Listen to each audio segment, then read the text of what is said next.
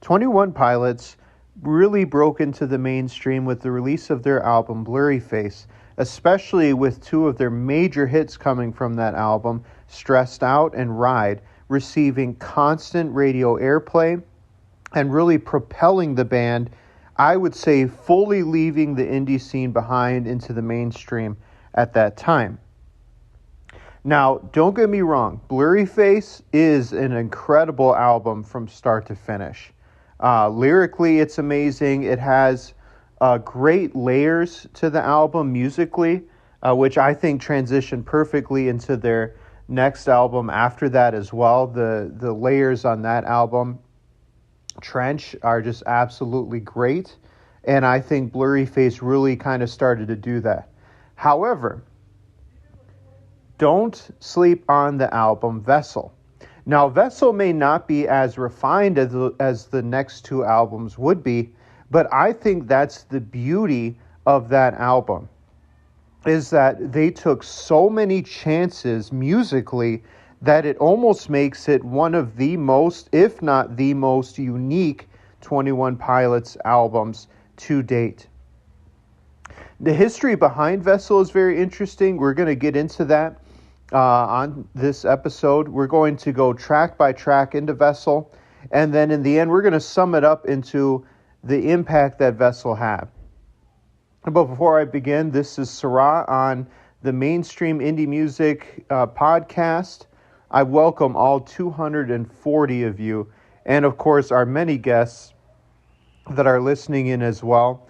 I can't believe that we're almost to 250 subscribers. It means so much to me that so many of you have supported me. We're almost on 1 year since we've been releasing episodes. So, I just can't thank y'all enough that you guys listen in.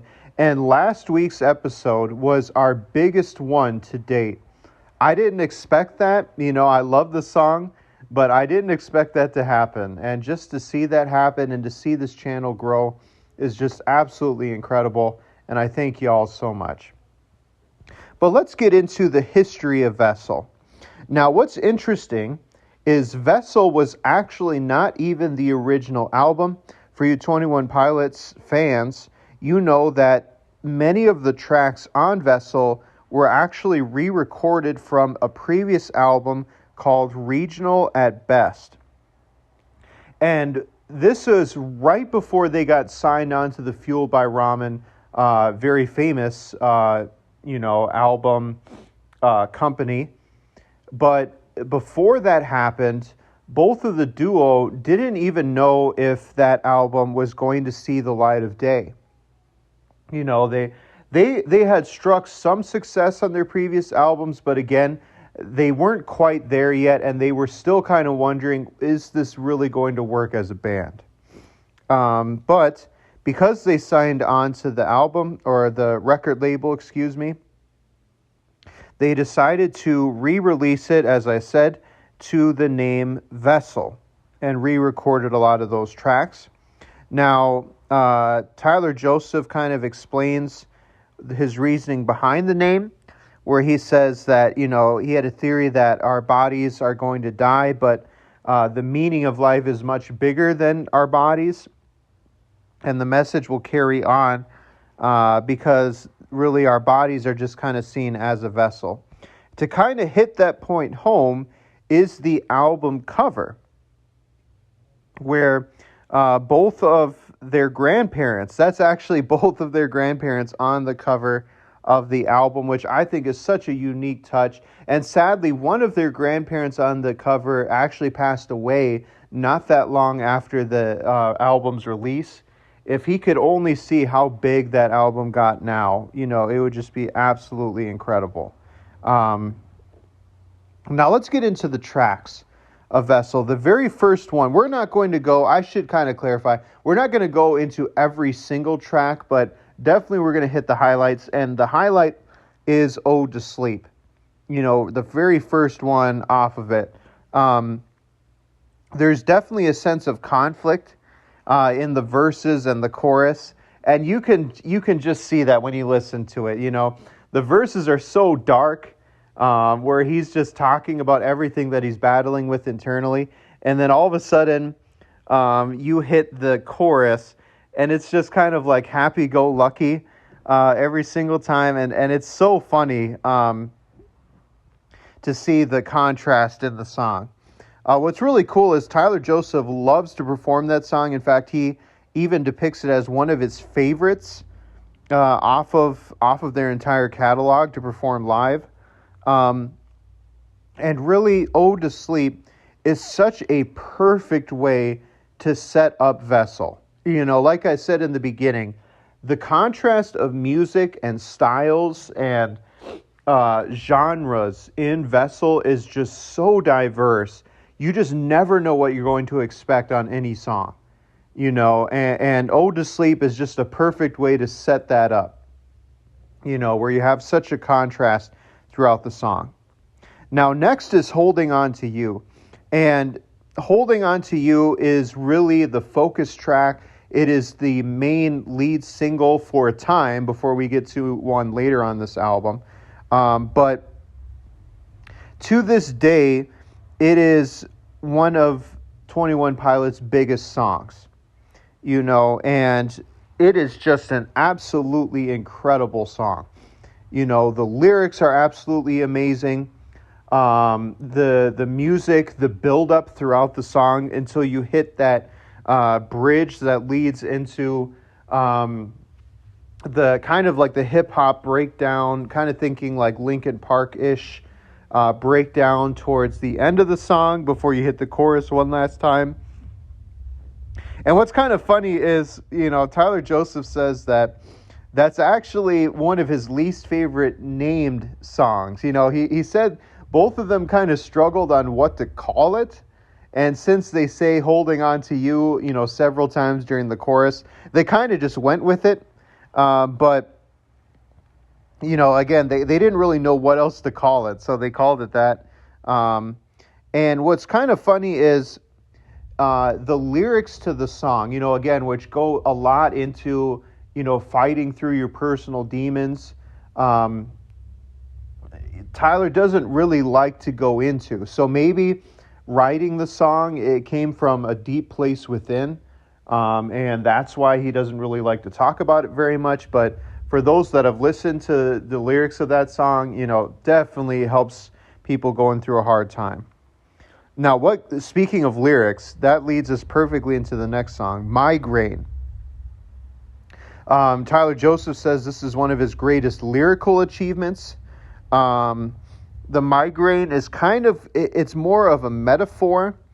It's kind of like what's bothering you in your life versus or an actual migraine. You know, I know plenty of times I've joked around with this song, playing it for those who said they used to have a migraine. And it's a very, very poetic song. You know, very poetic. The wordplay in it is absolutely incredible.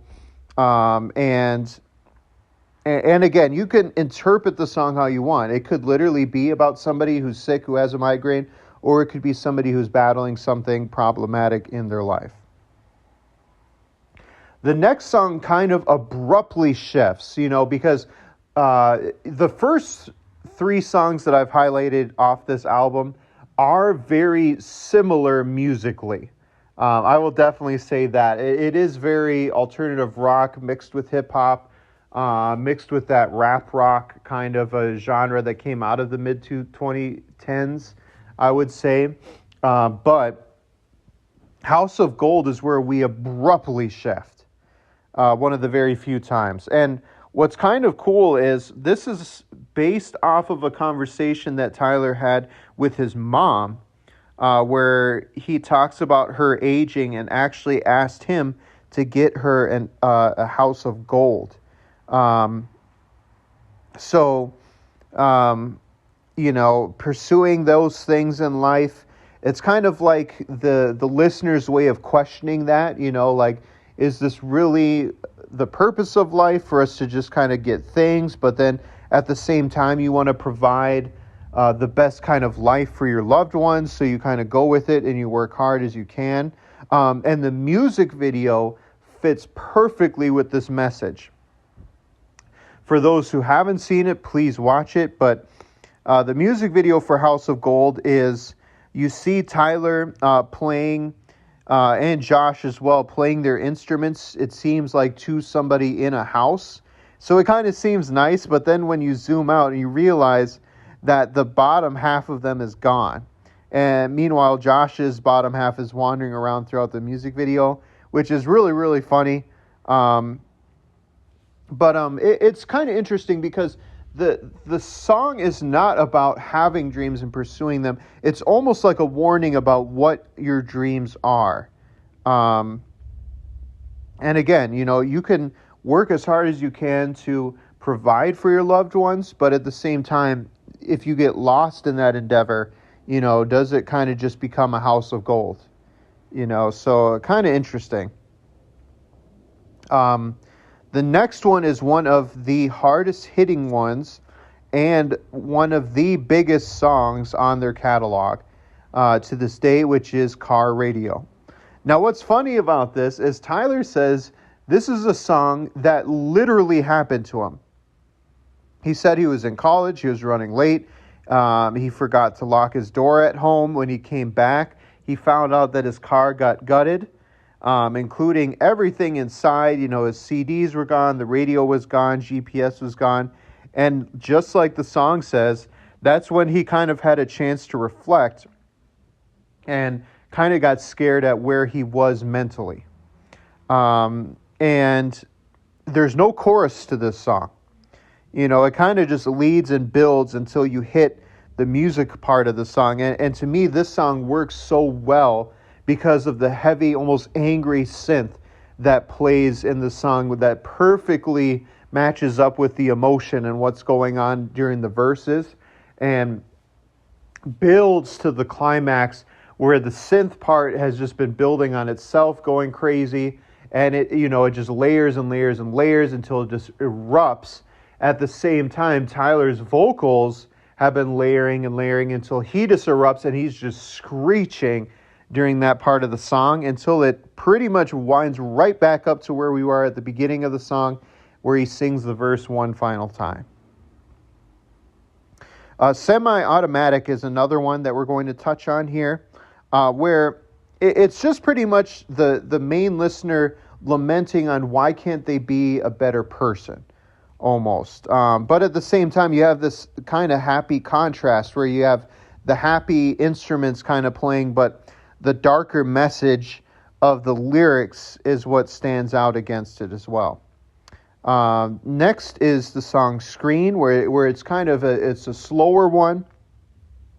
You got the heavy ukulele playing, some piano, some synth in the background as well. It's kind of like a love song behind it as well. Tyler first wrote it on ukulele, so that's one of the first ones there. You have a couple ones in between where you have The Run and Go and Fake You Out, which is a great song. However, I think some of their most underrated songs are the next two, which are going to be the last two I highlight on this album. You have Guns for Hands after that, which was, okay, I will fully admit I'm a little biased here. This was my first 21 Pilots song that I ever heard, and I heard it live at a concert.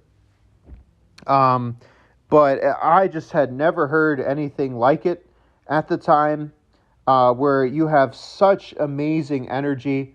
Kind of those hip-hop style vibes start coming back during the song, played over, a heavy, simple drum beat given by Josh.